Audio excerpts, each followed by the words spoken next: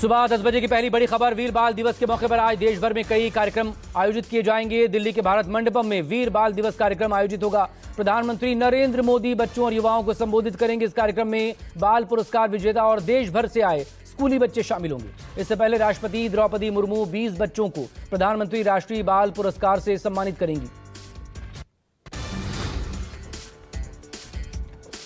आज से 2 दिन के असम दौरे पर बीजेपी के कार्यकारी अध्यक्ष नितिन नवीन। माना जा रहा है ये दौरा पूरी तरह से चुनावी तैयारियों को लेकर, जिसमें नितिन नवीन असम स्टेट एग्जीक्यूटिव कमेटी के साथ अहम बैठक करेंगे।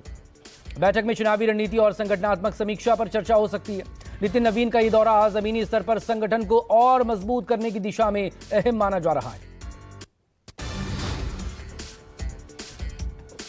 ब्राह्मण विधायकों की बैठक पर यूपी बीजेपी अध्यक्ष सख्त ने कहा, ऐसी गतिविधियां भाजपा के संविधान और आदर्शों के खिलाफ। पंकज चौधरी बोले, भविष्य में दोहराने पर कड़ी कार्रवाई होगी। पार्टी ने सभी नेताओं से जाति आधारित राजनीति से दूर रहने की अपील की और साथ ही कहा, बीजेपी एक सिद्धांत आधारित राजनीतिक दल है जो जाति वर्ग की राजनीति में विश्वास नहीं करता।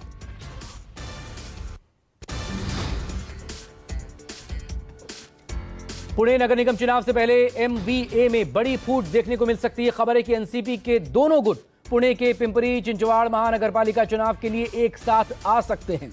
कल दोनों ही पार्टियों के बीच पुणे महानगरपालिका चुनाव को लेकर चर्चा हुई। सूत्रों के मुताबिक शरद पवार की पार्टी ने 40 से 45 सीटें मांगी, जबकि भतीजे अजित पवार की एनसीपी 30 सीटें देने को तैयार है। बताया यह भी जा रहा है कि सीटों पर आखिरी फैसला सुप्रिया सुले करेंगी। नए साल पर मान सरकार ने पंजाब के लोगों को बड़ा तोहफा दिया। मुख्यमंत्री सेहत योजना के तहत पंजाब के हर परिवार को 10 लाख रुपए तक का मुफ्त और कैशलेस इलाज मिलेगा। सीएम मान ने स्वास्थ्य विभाग को यह योजना शुरू करने की मंजूरी दी। बता दें कि मुख्यमंत्री सेहत योजना जनवरी से शुरू हो जाएगी।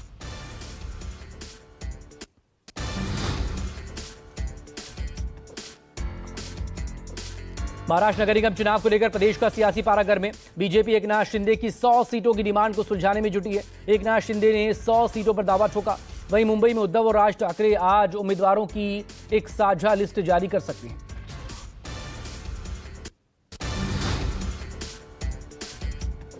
बांग्लादेश में एक और हिंदू युवक की पीट कर हत्या। मृतक की पहचान 29 वर्षीय अमृत मंडल उर्फ सम्राट के तौर पर हुई। इस मामले में सियासत भी गर्म है। बांग्लादेश की पूर्व प्रधानमंत्री शेख हसीना ने कहा, मौजूदा सरकार देश में गैर मुसलमानों के खिलाफ अत्याचार कर रही है। वहीं बीजेपी ने कहा कि बंगाल में भी बांग्लादेश जैसा हाल हो गया है।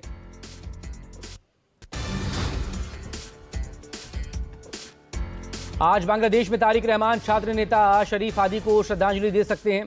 बांग्लादेश के पूर्व प्रधानमंत्री खालिदा जिया के बेटे तारिक रहमान 17 साल बाद कल वतन लौटे हैं। ढाका में बीएनपी के कार्यवाहक अध्यक्ष तारिक के स्वागत के लिए जन सैलाब भी देखा गया था।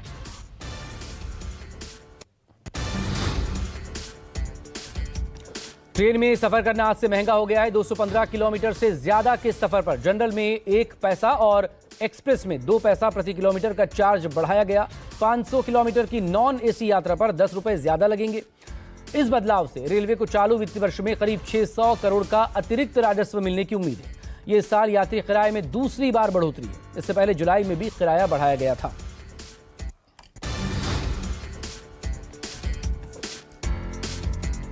अमेरिका ने आईसिस ठिकानों पर स्ट्राइक की है। नाइजीरिया के उत्तर पश्चिमी क्षेत्र में आईसिस के आतंकवादी ठिकानों पर हवाई हमले किए गए। भारी बर्बादी देखने को यहां पर मिली है। हमले को लेकर नाइजीरियाई सरकार ने कहा, आधिकारिक बयान में आतंकवाद और हिंसक उग्रवाद से निपटने के लिए अंतर्राष्ट्रीय साझेदारों के साथ लगातार सुरक्षा और खुफिया सहयोग कर रही है।